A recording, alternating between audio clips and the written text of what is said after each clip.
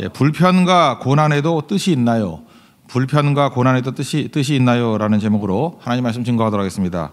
금년도 우리 고난 주간은 일본 선교와 함께 이루어지게 됩니다. 그래서 선교를 위해서 중보기도도 하면서 또 고난도 묵상하고 하나님께서 우리에게 주시는 뜻과 의미가 무엇인지를 깨닫는 시간이 되었으면 좋겠습니다. 우리가 다 각자 사명이 있지 않습니까? 뭐 선교를 놓고 본다면 선교의 지침이 있고 또 주어진 과제를 수행할 수 있는 그런 순종이 꼭 필요하다는 것입니다.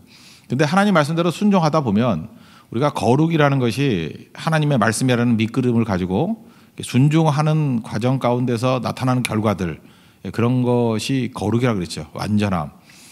그러니까 순종을 해야지 이게 거룩함이 이루어지는 거 아닙니까? 근데 이 순종하는 과정 가운데 반드시 벌어지는 일이 좀 약한 의미로 제가 얘기해서 불편함이 있어요. 불편함이 있고 고난이 있고. 뭐 당장 어제 제가 일본 선교 사진 한 장 올려놓고 보면은 남자들 자는 데가 그냥 교회 본당 바닥에 그냥 뭐 담요 하나 깔아놓고 자는 거거든요. 그러니까 불편하죠. 뭐 이렇게 고난이라고 말하기는 그렇고 그냥 불편하죠. 그러니까 무슨 일을 할 때 불편함이 있다라는 것입니다. 고난도 당하고 불편함도 있고. 그 인생은 고난 피할 수 없잖아요. 뭐 자기 자신을 위해서 산다고 해도 고난은 옵니다. 그러니까 두 가지 고난이 있거든요. 주를 위해서 당하는 고난이 있고 그냥 살다가 당하는 고난이 있고. 근데 참 묘한 게 뭐냐면 고난 총량 불변의 법칙인 것 같아요. 고난은 뭐 있는 사람이나 없는 사람이나 다 똑같습니다. 한꺼풀만 들고 벗기고 들어가면요 다 고난 있어요. 그런데 이상한 건 뭐냐면 제가 이제 목회자로서 관찰자로서 이제 보는 얘기인데 주를 위해서 고난 많이 당한 사람은 이상하게 딴 고난이 별로 없어요. 그래서 어떻게 보면 자랑스러운 고난인 것 같고 평생 고난 피해 다니는 사람이 있죠. 어떻게 하면 그냥 편안하게 살까 뭐 이런 사람들 보면은 그 보통 사람 경험도 못했던 뭐 이상한 해석도 안 되는 고난들이 또 되게 많더라고요. 그래서 우리 인생은 고난을 이렇게 스스로 받아들이는 인생, 주를 위해서 고난하는 고난의 장소로 나아가는 그게 필요하다고 우리에게 이제 초청하고 있습니다. 그래서 그리스도와 함께 고난당하는 것은 즐거운 일이고 영광스러운 일이다. 한번 우리 단순하게 다윗을 본다 그러면 다윗이 골리앗 앞에 섰습니다. 골리앗 고난이죠. 죽을 수 있는 거 아닙니까? 큰 고난 아닙니까? 고난인데 다윗이 골리앗을 물리치는 계기를 통해서 이렇게 등장하게 되고 영웅된 거 아닙니까? 그러면 고난의 양면성이죠. 만약에 다윗에게 누가 인터뷰를 한다 그러면 당신이 어떻게 이스라엘의 용맹스러운 영웅으로 등장하게 되었습니까? 그렇게 묻는다 그러면 골리앗을 빼놓을 수 없죠. 골리앗이라는 고난, 골리앗이라는 불편, 골리앗이 공격하고 조롱했기 때문입니다. 이렇게 말하지 않겠습니까? 그럼 다윗에게서 골리앗은 양면성이죠. 고난이야 그러면 예 맞습니다. 그러나 축복이죠. 우리 인생에도 골리앗이 온다고요. 고난입니다. 뭐 아니라고 말할 수 없잖아요. 근데 축복이에요 그게. 골리앗 위험합니다. 맞아요. 위험하죠. 너무너무 위험하죠. 근데 축복이에요. 그게 고난의 의미라는 것입니다. 지금 오늘 초대교회도 이제 그 얘기가 있다고 생각을 합니다. 우리 뱃사람들 뭐 요즘 배는 안 타지만 뱃사람들 그러잖아요. 거친 풍랑이 유능한 뱃사람 만든다고. 똑같은 얘기 아닙니까? 거친 풍랑 그러면 이거 고난이죠. 근데 그것이 유능한 뱃사람을 만드는 축복이고 거친 풍랑 이거 위험하죠. 너무너무 위험하지만 그것이 유능한 뱃사람 만드는 또 축복이다. 그렇다 그러면 우리가 고난의 의미는 이제 아시겠죠. 뭐 피하려고 그러지 말고 이건 좋은 거다. 해석의 문제라고요. 근데 믿음이 없는 사람들은 맨날 이걸 갖다가 고난으로 불편함으로 저주로 생각하니까 문제가 된다는 것입니다. 다 고난이 있다니까요. 주를 위해서 당하는 고난 통해서 우리가 축복으로 변화시킬 수 있는 믿음의 종 되기를 바랍니다. 12절 보니까 여기 너희 연단하려고 오는 불시험 그랬죠. 이거 배경 놓고 보면은 이 베드로 전서를 읽는 독자들이 느끼는 고난은 불시험이었어요. 그 64년 말쯤이라고 기록돼 있거든요. 이게 64년이 어떤 날이냐면 그 여름에 네로 황제가 그 로마시 방화 불질러 버릴 때였어요. 뭐 두 가지 설이 있죠. 지가 시인이라고 착각에 빠져가지고 뭐 이렇게 불질러 놓고 보고 씻으려고. 근데 그건 내가 보다 거짓말 같고. 그 독재자니까 독재자로서 충분히 할 수 있는 생각은 이거예요. 로마가 자기 마음에 안 든 거예요. 그러니까 이걸 그러니까 우리 재개발이라 그래야 되나요? 뭐 도시 신도시 만들고 싶은 거예요. 신도시. 로마가 되게 잘 정돈되어 있는 도시인데 산이니까 아무래도 자연스럽게 형성된 게 있을 거 아니에요. 그러니까 계획 도시를 만들고 싶은 거예요. 그러면 요즘 같으면 뭐 딴 데 가가지고 계획도시 만들면 되는데 그때는 그런 발상을 못 했는가 봐요. 로마라고 생각이 되니까. 그러니까 간단히 생각한 게 불 지르고 다시 지으면 된다. 돈은 충분히 있으니까. 근데 생각보다 불 지르 놓고 보니까 이제 이게 감당이 안 되는 거예요. 민심이 폭발하려고 그러고. 그래서 정치가들이 하는 일들이 뭡니까? 이럴 때 희생양 만드는 거죠. 그 크리스찬들이 불 질렀다. 이렇게 소문을 내고 실제로 크리스찬들을 잡아다가 장대 꼭대기에 올려놓고 거기다가 기름을 계속 부었대요. 그냥 완전 몸을 절인 거죠. 그래놓고 불 지른 거예요. 그걸 꽂아놓고. 인간 횃불이죠. 그러니까 그런 거를 뭐 모두 당하지는 않았다 할지라도 몇 사람 봤다 그러면 그 공포감이 있지 않겠습니까? 그런 의미에서 이 사도 베드로가 말하는 불시험은 진짜 불시험이에요. 너희들에게 임한 불시험 있다라는 거예요. 근데 이상하게 여기지 말라는 거예요. 뭐 이상하게 이거보다 더한 것도 있는데 하면서 지금 말씀을 하고 있는 것입니다. 고난이 우리에게 축복이 되는 이유가 뭐냐? 뭐 이런 거 설명하는 거예요. 오늘 본문 말씀을 통해서 세 가지로 정리를 하겠는데, 첫째, 주와 함께 고난에 동참하는 것이기 때문에 부끄러워하지 말라는 얘기가 계속 나와요. 자랑스럽게 여기라. 주를 위해서 당하는 고난은 자랑스러운 것이다. 어찌 보면은 이렇게 뭐 바닥에서 이렇게 자고 있는 거, 추위 속에서 이렇게 남자 자고 있는 거, 그러면 불편하죠. 근데 그것은 자랑스러운 불편이다. 부끄러워하지 말라. 그러니까 자랑스럽게 저한테 사진 보내왔죠. 자랑스러운 거거든요. 우리 평생의 인생도 그렇다는 거예요. 주를 위해서 당하는 고난은 자랑스러운 것이다. 오늘 13절 보십시오. 너희가 그리스도의 고난에 참여하는 것으로 즐거워하라. 이는 그의 영광을 나타내실 때 너희도 즐거워하고 기뻐하게 하려 함이라. 자랑스럽다는 거죠. 그리스도의 고난에 동참했다 이렇게 얘기를 합니다. 우리가 빚진 자 아닙니까? 우리를 살리기 위해서 예수님 십자가의 고난을 당하셨습니다. 십자가 고난은 뭐 더 설명할 게 없죠. 사람 몸에다가 못질하는데요. 원래는요, 이게 팔목과 팔목 사이, 팔목에 뼈 두 개가 있잖아요. 물론 하나인 사람도 있습니다. 그걸 통뼈라 그러는데 통뼈는 몇 명 없어요. 이게 되게 두 개잖아요. 돌잖아요, 이렇게. 근데 이게 안 도는 분도 있어요. 붙어가지고. 그래서 밥도 이렇게 먹는 분도 있어요. 이게 붙어 있는 분이 있거든요. 유전병인데. 근데 이게 돌잖아요. 여기 사이에다가 못을 박는데 예수님만은 예외였다라는 거예요. 손바닥에 못을 박았대요. 그리고 손목을 끈으로 묶었대요. 왜 그러느냐 그러니까 그 해석이 그렇더라고요. 손바닥에 모든 신경이 다 모여 있대요. 더 고통스럽답니다. 굳이 실험 안 해봐도 돼요. 손목보다 손바닥이 더 아프대요. 그러니까 고통스럽게 만들라고. 뭐 그 정도 설명하면 되겠죠. 그리고 이게 너무 잔혹한 거기 때문에 피 빠지면서, 그러니까 이게 축 늘어지면은 이게 폐가 눌린답니다. 그러니까 숨을 못 쉬어도 질식해서 하는 건데, 또 숨 쉬려고 힘을 주면은 여기가 살이 찢겨 나가고. 그러니까 이래도 고통 저래도 고통. 그리고 아침과 저녁으로 이렇게 말라 죽어 가는 거예요. 그래서 인간이 고통 가운데 죽을 수 있는 최고의 형벌이 십자가다. 페르시아에서 먼저 시작됐다 그러는데, 그래서 로마 사람들은 너무너무 잔인하기 때문에 로마 시민권을 가진 사람에게 십자가형이 허락되지 않았어요. 노예와 반란 일으킨 사람만. 이건 최악의 형틀이거든요. 근데 하나님의 아들 되신 예수님께서 우리를 살리기 위해서 그 고난의 대가를 치르셨다는 거예요. 그렇다 그러면 그냥 인간적으로 생각을 해볼 때 뭐 이게 접근이 거예요. 내가 그렇게 고난에 대한 빚진 자가 되었는데 그리스도를 위해서 당하는 고난이 뭐 그렇게 대단한 거이냐. 오히려 빚진 자가 빚을 갚는 마음으로 충성 다하는 거는 당연한 일 아니겠느냐. 뭐 이런 접근이에요. 우리도 마찬가지예요. 십자가의 은혜를 진짜 깊이 깨닫는다 그러면 내게 주신 은혜의 뭐 100만 분의 1이라도 갚는다 그러면 고난에 동참하는 거죠. 그게 꼭 있어야 된다는 것입니다. 우리 교회 성도들은요, 찌질하게 맨날 앉아가지고 무슨 뭐 고난당한 얘기, 뭐 억울한 얘기 이런 얘기 좀 그만했으면 좋겠어요. 옛날에 선교사님들끼리 모임이 있었어요. 그러니까 외국인 하나도 없습니다. 100% 선교사님 모임이에요. 선교사님들이 한 3, 40분이 모여가지고 얘기를 하는데 한 분 선교사님이 나오셔서 이렇게 말씀하셨대요.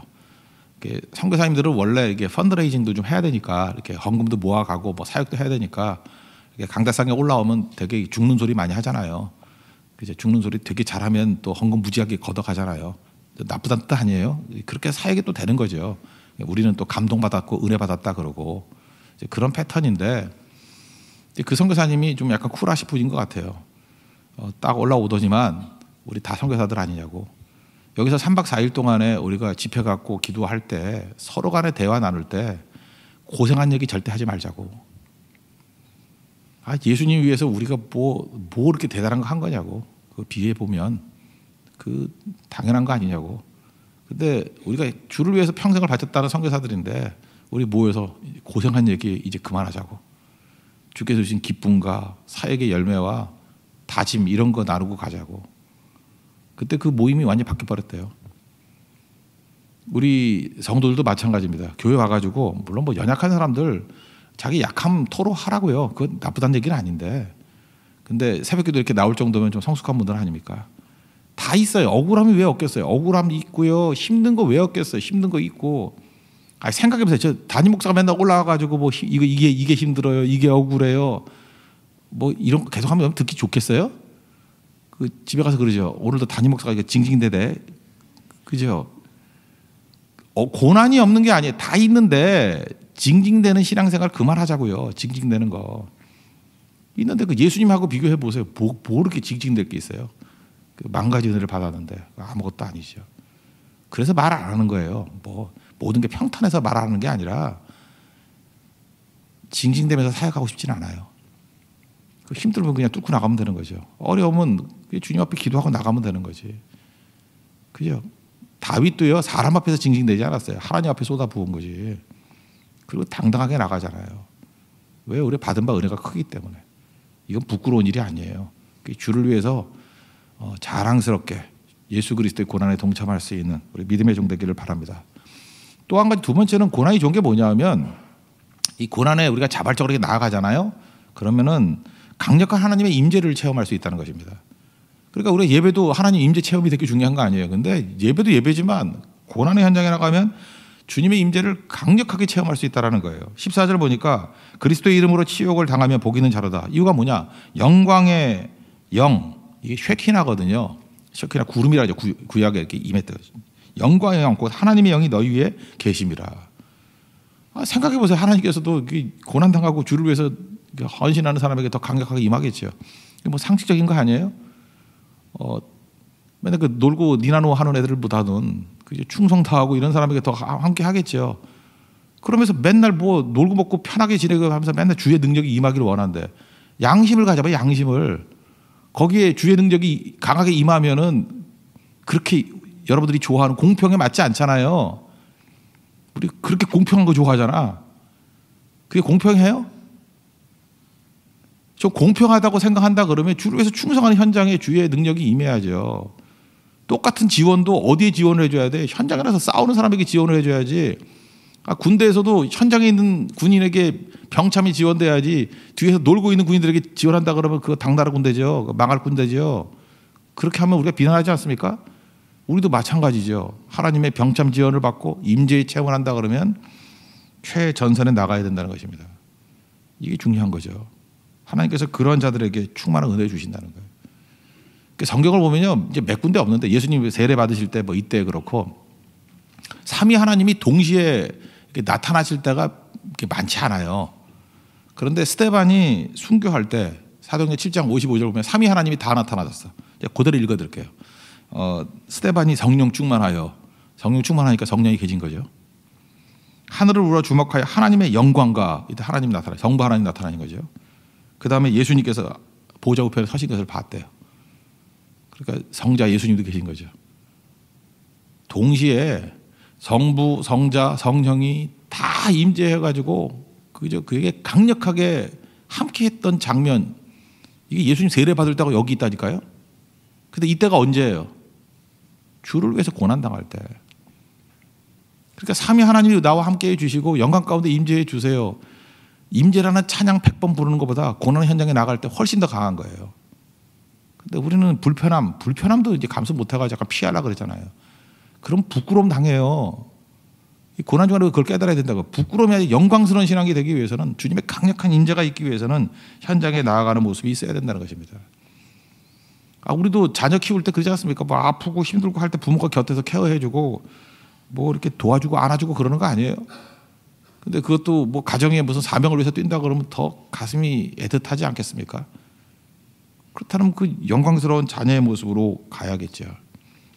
고난 없는 인생 하나도 없거든요. 다 고난이 있으니까 그 길을 나가서 승리할 수 있는 하나님의 종 되기를 바랍니다. 그 다음에 세 번째는요, 고난 중에도 고난 묵상하지 말고 계속 하라는 거예요. 우리는 이게 묵상인데 이게 생각이 문제예요. 생각이 믿음이 진짜 없어요. 믿음이 없어가지고 맨날 내가 왜 고난당하나, 왜 이렇게 어렵나, 뭐 나는 어떡하나, 맨날 이거 묻는다. 그러니까 why를 묻지 말고 나를 도와서 이렇게 세우실 후 그분을 바라볼 줄 알아야 돼요. 왜 이런 거 자꾸 물으면 안 되는 거죠. 19절 한번 보세요. 하나님의 뜻대로 고난을 받는 자들은 또한 선을 행하는 가운데 뭐 이렇게 나오죠. 그러니까 고난 당해도 선을 계속 행하라는 거예요. 하나님의 뜻을 계속 하라는 거예요. Keep going. 계속하고 계속하라. 계속할 수 있는 힘이 어디 있냐면은 내가 왜 고난 당하지? 잠깐 왜 물으면 안 돼요. 우리 크리스찬들은요 왜를 묻는 존재가 아니라 주만 바라보는 종이에요. 그분을 묵상하는 거예요. 그분을 그 영어로 말하면 why가 아니라 who를 바라고 who. 그 뭐 한 10년도 더 된 책인데 필립 얀시라고 있죠. 하나님의 놀라운 은혜 뭐 이거 우리 한국 사람들 제일 많이 읽었는데 내가 고통당할 때 하나님은 어디 계시느냐 이런 책이 있어요. Where is God when it hurts? 우리가 고난당할 때 하나님 어디 계시나? 거기 보면 책에 이런 얘기가 나와요. 그 하나님 죽었다 그러는 니체 있죠. 니체. 그 니체의 글을 먼저 인용을 해요. 니체가 이런 얘기를 했어요. 우리가 고난당할 때 고난의 이유를 알면은 고난을 극복하는 것이 가능하다 이런 얘기했어요. 니체 얘기 가운데 이걸 이제 부인하는 거예요. 아니라는 거예요. 고난의 이유를 알면은 고난을 극복할 수 있다고? 아니다. 실제로 아니죠. 고난을 극복할 수 있는 길은 뭐냐? 고난 중에 도우실 그분이 누군지를 알 때 우리가 고난을 극복할 수 있다는 거예요. We can overcome sufferings. 우리가 고난을 극복할 수 있대요. 언제냐 하면은 when we know who of the life. 생명을 주신 그분. We know who of life예요. 그 생명을 주신 그분이에요. 그분. 그래서 여러분 고난에 자꾸 내 고난 묵상하지 마세요. 고난 묵상한다고 되는 거 아니에요. 왜 이게 왔느냐 이게 답이 아니라고요. 그분이에요. 그분. 근데 한번 생각해봐요. 고난 당해는 보면요 맨날 뭐 내 팔자야 이러고 있다 그거요. 그분을 묵상해야 되는데 창조주 하나님이잖아요. 내 아버지잖아요. 나를 벽에서도 건지고 환난에서도 건지고 원수에게서도 승리를 주시는 그분만 바라봐야 되는데 이게 마귀에게 맨날 넘어가가지고 맨날 왜 어찌하여. 요한복음 9장에 보면은 날 때부터 맹인된 사람이 있습니다. 그랬더니 거기 바리새인 뭐 제자들까지 다 똑같아. 한 통속에 다 똑같아요. 왜만 관심이 있어. 왜 저렇게 됐나? 뭐 자기 죄냐 부모 죄냐 왜만 관심이 있어요. 근데 예수님만 그분에 관심 있잖아요. 저 사람 통해서 그분께서 영광 받으신다고 그분에게 관심 있잖아요. 그분에게. 그게 이기는 길이에요. 그러니까 왜 묵상하는 사람은 절대 고난 중에 일 못해요. 널브러져 가지고 뭐 죽는지 사는지 그러고 있다고요. 고난은 우리를 마비시켜버려요. 고난 중에 다 할 수 있는데 고난 중에 쓰러져 있는 게 잘난 게 아니에요. 그거 고난 중에 뭐라 그랬어요.